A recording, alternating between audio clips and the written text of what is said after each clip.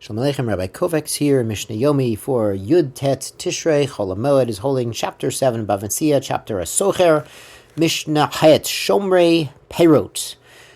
Guardians of the fruit. They've been hired to watch over the finished produce. Ochlin Mehilchot Medina, Aval Lo Min HaTorah.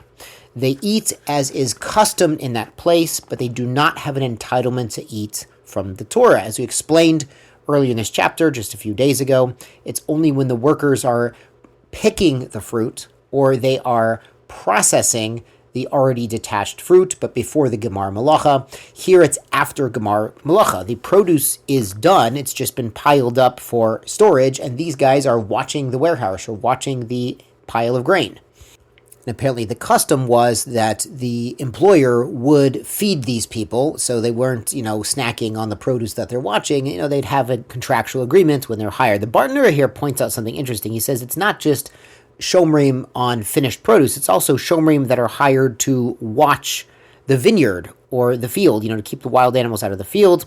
And he says that kind of Shomrim isn't entitled to eat, not even by minhag. Now, obviously, if they write it in the contract, then they can write whatever they want in the employment agreement.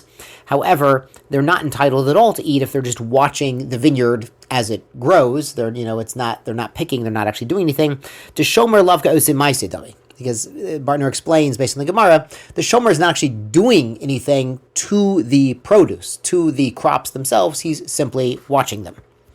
Now, the Mishnah, since it brought up Shomrim, it gets us back to the topic of custodians, guardians, generally, something we've brought up a lot before in Bava Kama and also earlier here in Bava Metzia. It says, Arba Shomrim Hen, there are 4 categories of guardians. Shomer Chinam, an unpaid custodian, he's watching it for free. A Shoel, the borrower. Nose Sachar, he is being paid to watch it. V'hasocher, and somebody renting the item. Now, the Mishnah delineates the difference in responsibility and liability that these custodians have. Shomer Chinam, an unpaid guardian, Nishba al Hakol. If something happens to the item he's watching, he can make a shvua in court that he was not negligent, that it was not his fault, and he's exempt from paying anything. So if it's stolen, it's lost, it dies, it goes rotten, as long as it's not due to his negligence, he's allowed to make a shvua and be pater, not pay anything. Hashoel, the borrower, mishalem et hakol. He pays for anything that went wrong with the item when it was under his care. Nose sacher vesocher, and a paid guardian and a renter, nishbain ol shvura, they can make a shvura that it wasn't their fault, it wasn't due to their negligence. If it was shvura, if, for instance, it broke a leg, al shavuya, or if the animal or the item was stolen, was captured, al meta, or it just happened to pass away naturally, they can make a shvura and be exempt in those cases.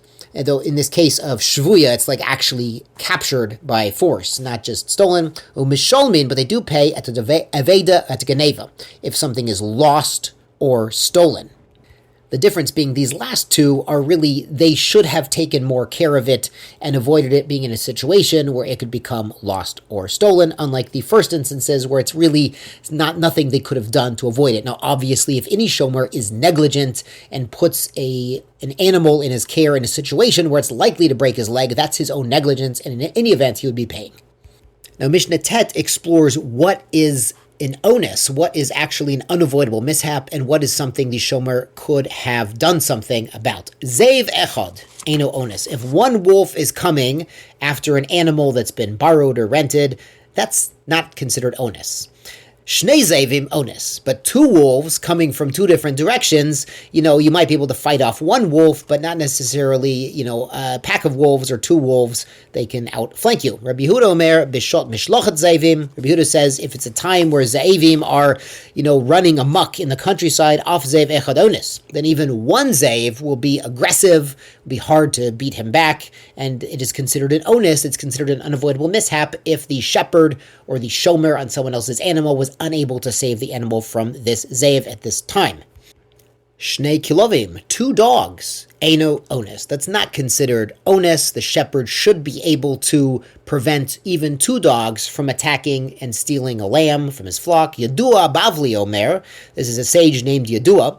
He says, Mishum Rabbi Meir, from Rabbi Meir, Meruach Achat Eino onus. If the 2 dogs are coming from one direction, yes, you could fight them back. Mishtei Ruchot onus. If the dogs have made a plan, they're sly as foxes here, these 2 dogs, and they're coming from 2 different directions. One distracts the shepherd while the other one grabs a lamb, and then they'll share it later.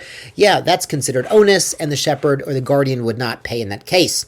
Halistim hare ze onus. Listim is bandits, armed robbers. That's considered onus. Armed robbery, just give them the property. Don't try to fight them. These armed robbers do that for a living. And you don't want to start up with these guys. They're willing to cause grievous bodily harm to the victims. Ha'ari, a dove, a namer, a bartolus, a nochash, hareze, onus. These animals, like lions and bears, leopards, hyenas, and snakes, is considered onus. A matai, when is it considered onus, an unavoidable problem, and the shepherd or the guardian wouldn't pay? Bismon, shebain melehen. When they happen to come to the flock. When the bear comes to you, that's onus. Aval, but im holichan lemakam gidudei chayev listim ein onus. If the shepherd or the guardian is taking the animals he's supposed to be protecting out to a place where there's lamaisa, there's a lot of bears, or there's a lot of snakes, or there's armed robberies, and then something happens, that's not considered onus. He should not have taken them there. So this is, of course, Nogea in Baltimore. There's certain parts of town you just don't really want to be in. Baruch Hashem, a lot of great things in Baltimore and Maryland, but certain areas, and you don't want to go because it wouldn't be considered onus if something would happen. With that in mind, Hashem Yitbarach should protect us from all sorts of hayot raut and listim and all sorts of possible dangers to Am Yisrael, and we should be able to be protected in Seled HaMenuta, in the shade of Emunah, which is another word for the sukkah, Tizku Mitzvot.